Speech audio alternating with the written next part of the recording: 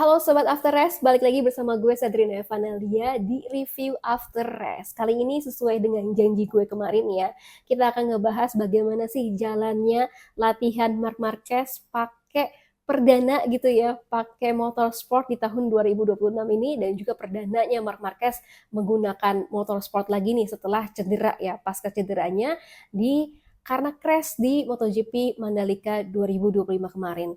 Dan nanti kita juga akan bahas bagaimana sih kronologinya dari Fermin Aldeguer yang bisa crash gitu ya, dan juga sampai dia cedera patah tulang paha kiri ya. Jadi nanti juga gue akan ngejelasin soal ini di terakhir-terakhir. Jadi saksikan sampai terakhir ya teman-teman. Nah, jadi seperti yang udah gue bilang ya, Marc Marquez ini pertama kalinya lagi pakai Panigale V2 ya, dan ini juga latihannya di sirkuit Aspar, dan ini di Valencia, di Spanyol gitu. Dan tadi kalau kita lihat, memang Marc Marquez itu pakai Panigale V2 dengan motor bernuansa merah gitu ya, dengan angka 93, tapi memang belum ada logo-logo sponsornya di sini gitu. Dan di Instagramnya ini Marc Marquez emang kayak kelihatan happy banget ya. Dari foto-fotonya ini juga kelihatan banget happy. Marc Marquez juga full senyum gitu kalau bisa dilihat gitu ya. Dan ini membuktikan kalau misalkan ya setidaknya Marc Marquez ini udah siap gitu untuk menjalani MotoGP 2026 atau setidaknya di menjelang Sepang Tes ya yang akan berlangsung pada 3 sampai dengan 5 Februari 2026 nanti gitu. Nah, ini di Instagramnya Marc Marquez itu juga sempat berkomentar nih. Dia bilang kembali lagi untuk pertama kalinya di tahun 2026 ini, dan dia kembali lagi naik motor ataupun motor sport ya. Kalau untuk kemarin kan memang latihannya pakai flat track dan juga motor cross gitu dan juga go-kart. Dan kali ini latihannya benar-benar pakai motor sport gitu ya, menyerupai dengan motor MotoGP, Desmos Ricci GP25 atau GP26 gitu ya. Tapi kali ini memang latihannya pakai Panigale V2.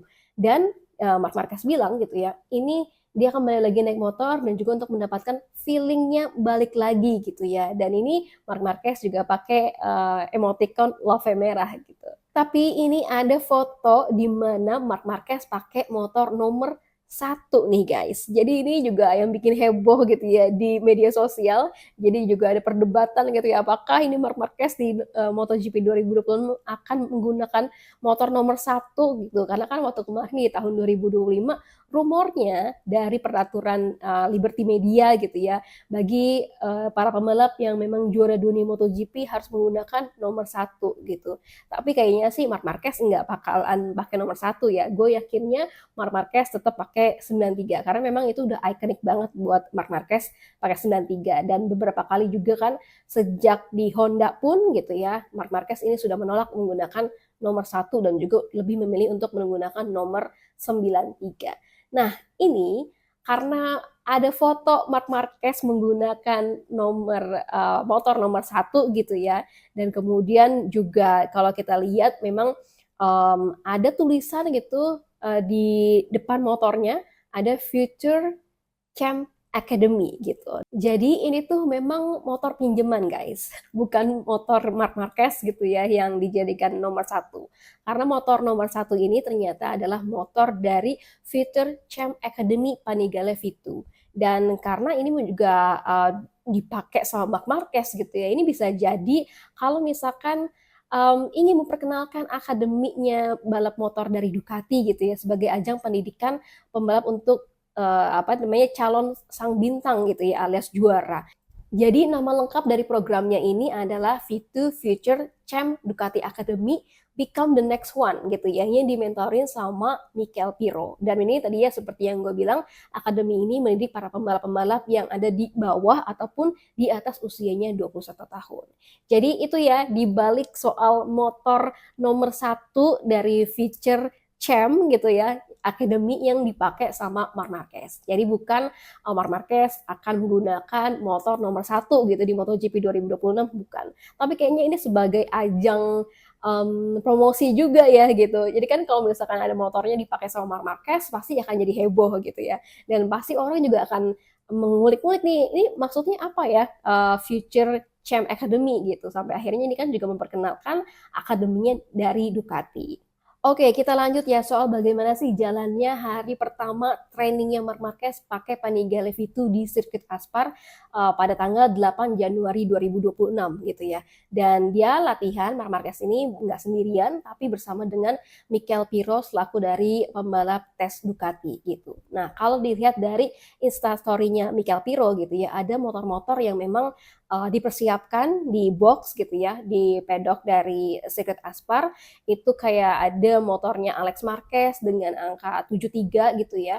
Kemudian ada motor Mikel Piro sendiri gitu sampai akhirnya ada juga motor Fermin Aldeguer gitu dengan angka 54 gitu. Dan ternyata memang benar ya, ternyata Fermin Aldeguer ini memang crash dan cederanya saat latihan bersama dengan momen yang sama gitu dengan Marc Marquez. Tapi nanti untuk kronologinya bagaimana crashnya Fermin Aldeguer ini akan gue sampaikan di terakhir ya. Jadi kita fokus dulu untuk bagaimana sih jalannya latihan dari Marc Marquez.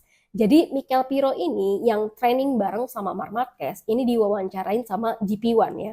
Dia bilang tuh training di hari pertama tanggal 8 Januari 2026 ini cukup latihan yang intens dan di musim dingin gitu ya. Jadi suhu track Aspar Circuit ini di tempat mereka latihan suhunya ini sekitar 15 derajat Celcius dengan aspalnya itu juga dingin. Tapi lintasannya menurut dari Mikel Piro itu dalam kondisi yang bagus. Jadi dibandingin dengan sirkuit-sirkuit yang ada di Italia ataupun cuaca di Italia, cuaca ataupun kondisi di Aspar Circuit ini khususnya di Valencia itu lebih oke gitu ya. Kalau di Italia itu memang saljunya tebal banget. Tapi kalau misalkan di Valencia gitu, ini tracknya masih dalam kondisi yang bagus. Dan menurut dari Mika Piro gitu ya, Marc Marquez ini melakukan banyak putaran ataupun laps ketika dia latihan. Semuanya ini berjalan dengan baik kalau katanya Mikel Piro, dan dia sempat ada di belakangnya Marc Marquez gitu ya, dan juga melakukan lap track barengan nih sama Marc Marquez. Dan menurut dari Piro, ini Marc Marquez juga enjoy banget buat ngendarain Panigale V2 dan juga latihan saat ini gitu ya. Dan Mikel Piro ini juga menjelaskan kenapa sih pakai Panigale V2 gitu dan bukan pakai motor yang memang 1000 cc. Nah, ini juga terkait dengan karena dengan sirkuit Aspar ini juga tracknya terbatas. Jadi Panigale V2 ini memang lebih oke kecepatannya dibandingin kalau misalkan pakai motor yang speknya itu 1000 cc. Jadi kan uh, apa dengan kekuatan atau powernya yang lebih gede gitu ya. Kalau misalkan nanti crash kenapa-napa itu nggak cukup tuh ruang untuk sirkuit Asparnya. Jadi yang memang lebih cocok adalah Panigale V2. Dan kalau misalkan dari Mikel Piro sendiri, ini juga dibilang V2 dipilih juga buat performance dan juga keselamatan gitu. Dan Marc Marquez pakai Panigale V2 ini lancar-lancar aja ya, meskipun menurut dari Mikel Piro ini memang harus ada adjustment atau kayak penyesuaian ya di segi suspensinya. Dan di sela-sela latihan, ini Marc Marquez dan juga Mikel Piro sempat foto bareng sama paduga Jorge Lorenzo gitu, karena Jorge Lorenzo juga sedang mementori Maverick Viñales ya, yang lagi latihan di sirkuit Aspar juga. Oke, lanjut kita ke kronologinya Fermin Aldeguer. Kenapa sih Fermin Aldeguer bisa crash gitu ya, sampai akhirnya cedera patah tulang paha kiri itu. Nah, ini menurut dari Mikel Piro di awal-awal latihan itu kan mereka bukan cuma Marc Marquez dan juga Mikel Piro, tapi juga ada Arbolino, Navarro, Holgado, sama Fermin Aldeguer.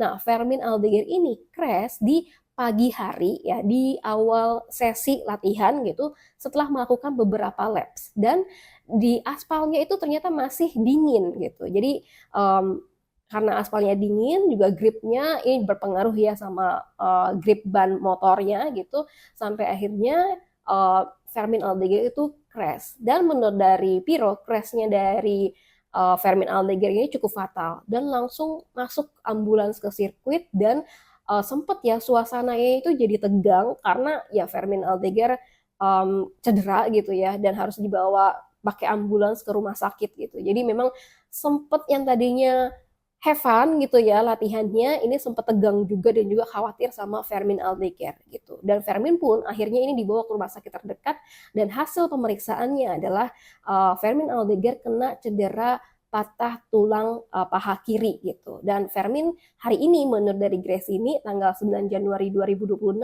ini melakukan operasi ya di Barcelona. Tentunya kita berharap aja untuk Fermin Aldeguer supaya bisa segera pulih gitu ya, karena ini sayang banget udah kurang dari sebulan lagi gitu ya untuk melangsungkan sepang tes gitu yang paling krusial gitu dibandingin dengan tes-tes yang lainnya gitu, dan akan berlangsung pada 3 sampai dengan 5 Februari 2026 nanti gitu. Oke, nah Marc Marquez ini bukan cuma latihan di hari ini aja, alias di tanggal 8 gitu ya, 8 Januari 2026, tapi juga ada hari keduanya yaitu di 9 Januari 2026 gitu.